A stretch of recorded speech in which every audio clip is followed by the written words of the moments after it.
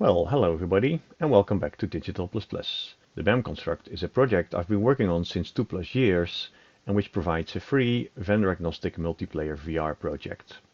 It also has AI capabilities in the shape of an NPC. Now this video is relatively short, and in this video we're going to enhance our NPC to behave like a certain person or character, and we're going to provide it some context. We're going to do something very similar to RAG, so Retrieval Augmented Generation, but it's not going to be a full RAG.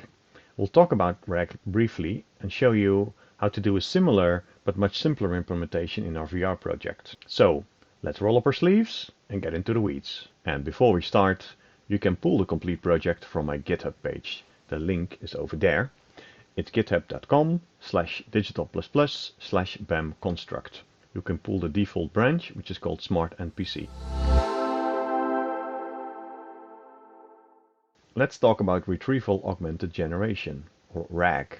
LLMs, or large language models, like ChatGPT, can only provide the information that they were trained with.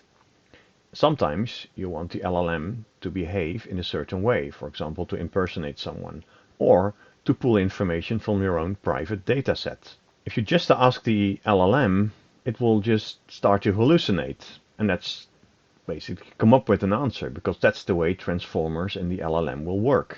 Whatever you ask, it will come up with the most probable answer according to that model. And so the solution for this problem is what we call RAG, so Retrieval Augmented Generation. You can feed a number of documents, for example PDF documents, into the RAG system, and the LLM will use that to formulate its response. But how does that exactly work? It's probably different than what you expect at a first glance. Now please note, we do not want to completely retrain the model. You would need a huge amount of GPU resources for that, because the LLM literally has billions of parameters. We will do that in a number of steps. The first step is straightforward. We have to load our documents, and our documents could be PDF, Word, HTML, or anything. We then split these documents into smaller chunks, and these chunks are then inserted into a database. So how do we index the database? Well, let's try to be smart. We can use the same embedding system as the LLM does to index the content in the database. And so what is an embedding? Let's have a look at that, right? An embedding, that's a function that generates a multi-dimensional value of words. And it does so by a mechanism called self-attention. The outcome is quite surprising. Words with very similar meanings are grouped together in a multi-dimensional space. So the embedding value of king minus the embedding value of man plus the embedding value of woman results in an embedding value of queen. In other words, embeddings provide a sort of meaning value in a multidimensional space. If you wanted to visualize it, you could visualize it in a graph like this. Although this is three-dimensional, an embedding graph has many more dimensions. So we now found a way to index our database. So now we have our data in the database. And the way you would expect it to work is that the LLM queries the database when you ask it a question. But that's not how it works.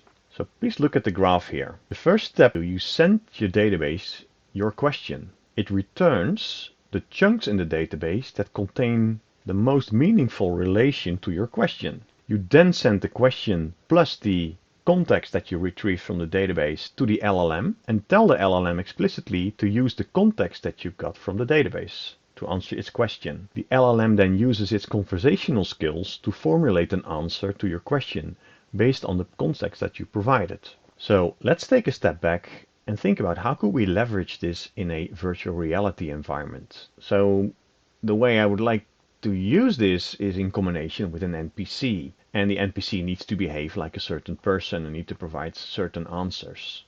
It definitely doesn't need a full context of a massive amount of files, so we don't need a full RAG. Also, remember, when we talk to the NPC, you already have speech to text. You need to query the LLM. You then need to have text to speech. If you need to have another query to a database, it just increases the delays and it makes the complexity much higher, right? So could we find a way to do it smarter without having to implement a complete new database? Well, yes, we can. So RAG is mostly based on prompt engineering.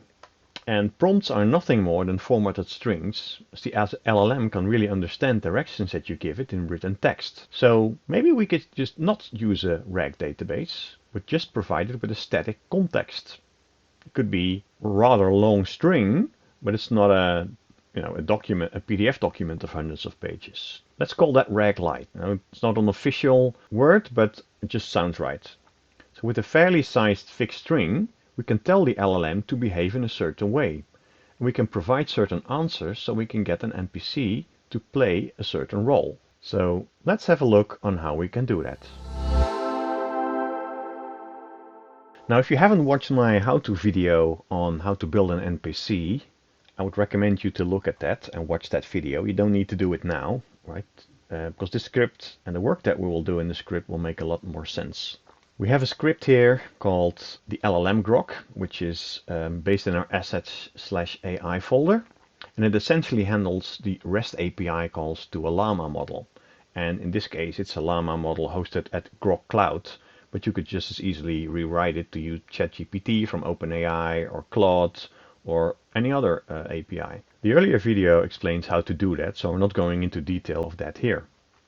So what we want to do, we want to add a couple of parameters to our script. We want to have a field that says who the LLM is, so who they should behave like. What is the context, which is a long string. And we also want to add a parameter which I call closed context, which means, dear LLM, you either use the context only, or if you can't get the answer from the context, you may also come up with an answer yourself. So you could tell the LLM that if it doesn't know the answer, it should just respond with I don't know. So how do we send that information to the LLM? Now, the LLMs usually have the ability to receive system and user messages. So the normal messages you send in an API is a user message. But you can also send it a system message, which is kind of a notification of something. We have to use the system message to provide our context. And we only have to do it once, when we start the application, when the NPC starts. And then we will continue to use user messages to provide answers to our questions. But we also want the LLM to remember conversational questions that we had before. Now in ChatGPT or in Claude AI, right, it will remember the context and the questions you asked earlier and continue to go with that.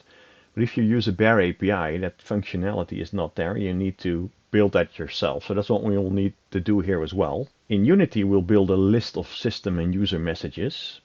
And our initial message will be the system message, which gets all the context. For each prompt, we will add a new question, and we'll send the complete list of messages to the LLM so that it remembers what we have said. Let's talk about prompt engineering. A prompt is nothing more than a string. You can tell an LLM how to behave on basis of strings. We can construct our initial system message as follows. We start a prompt with, well, you are John Doe. If somebody flagged the short response checkbox, then you add to your prompt, answer all the questions brief and concise.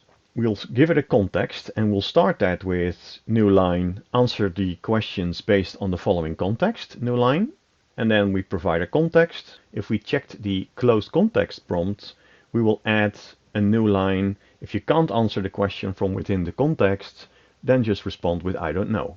Now there's one more thing we may want to add here. So we can add a string like today is the current date. Please note that a bare LLM via an API has no clue about date and time. If you would ask them the time, they will return most likely the day that they were generated. So you can tell the LLM what day it is. That can be important if you, for example, ask the NPC what its age is. So you see, prompt engineering is really nothing more than asking very specific questions so that the LLM knows how to behave and what to do. So now we've done all this, let's go to our script and see how we can actually implement all this.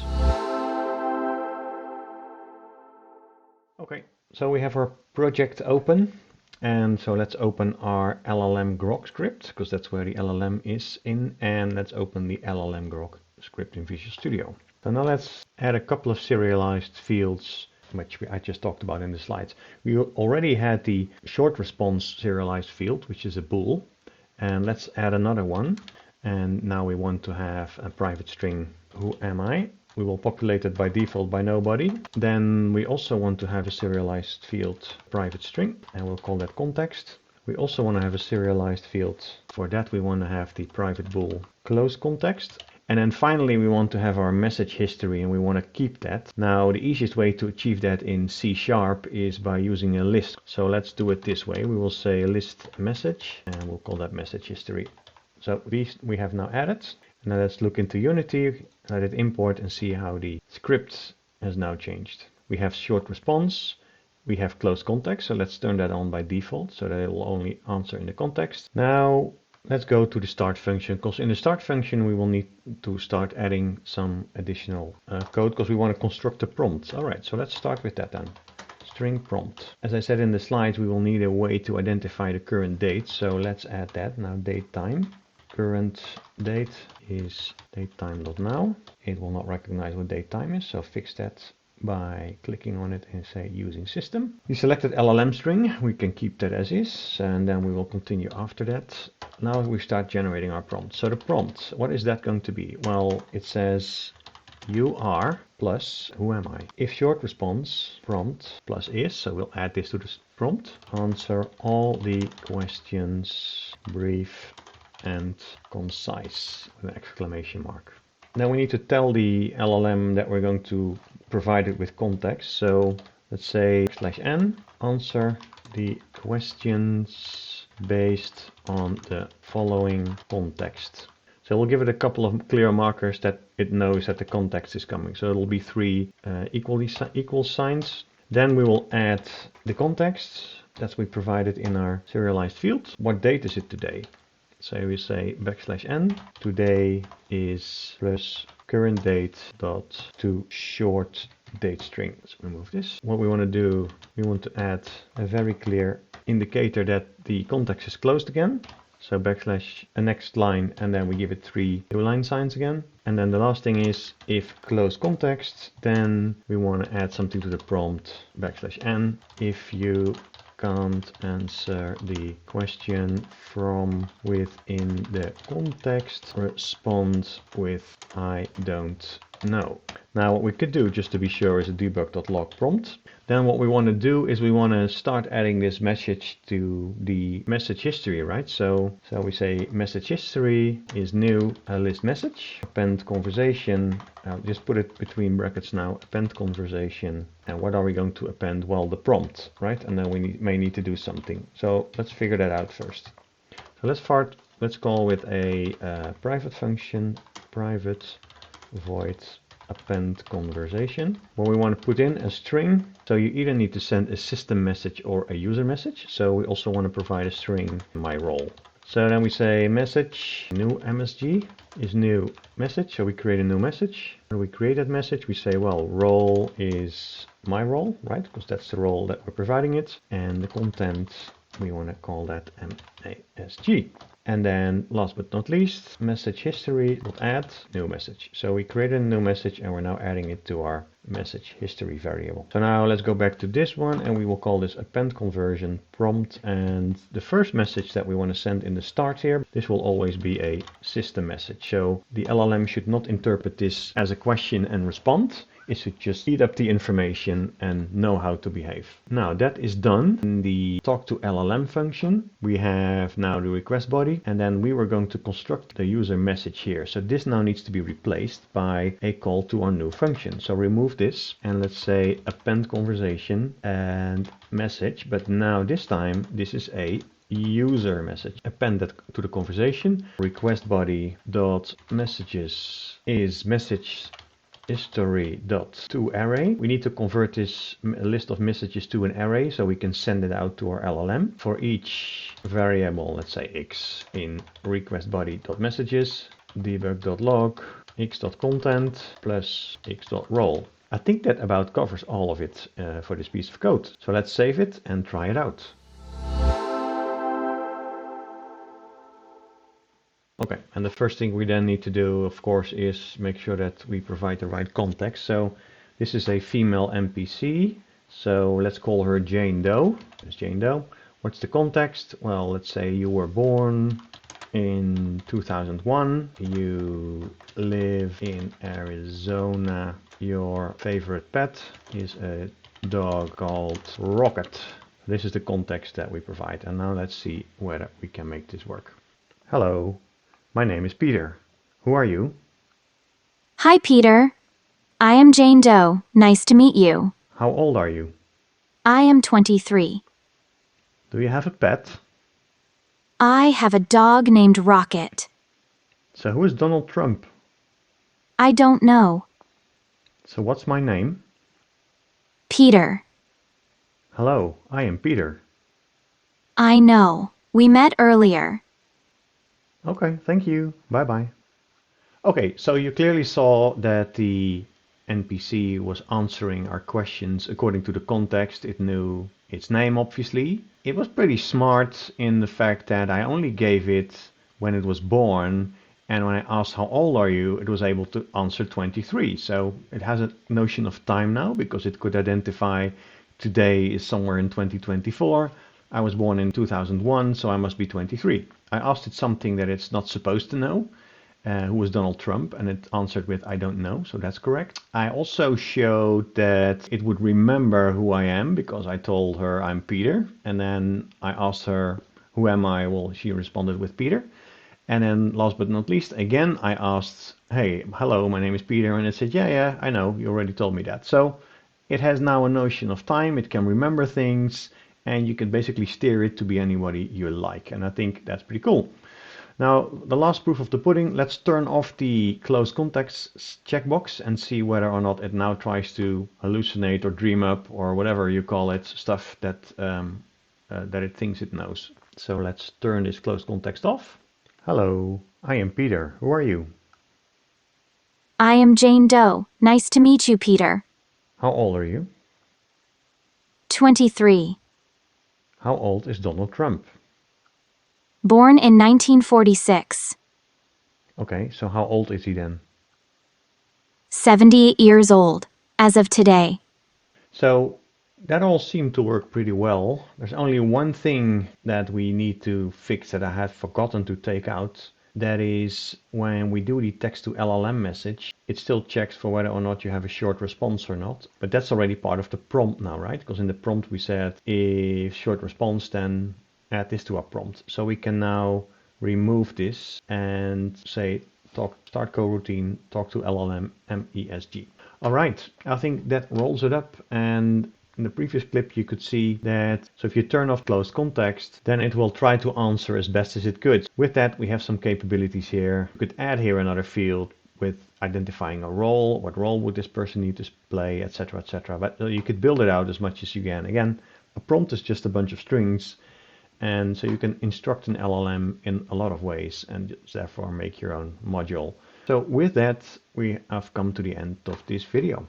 And that rolls up this video on building out our NPC and customizing it with what I call a RAG Lite. We started with our BAM construct project. We looked at what retrieval augmented generation means. We looked at how we could simplify it for our virtual reality project. And we did a few small tweaks to our script that does the REST API interfacing with the LLM to generate a prompt based on some settings that we created. And with that, we made sure that the NPC was responding the way we liked it to respond.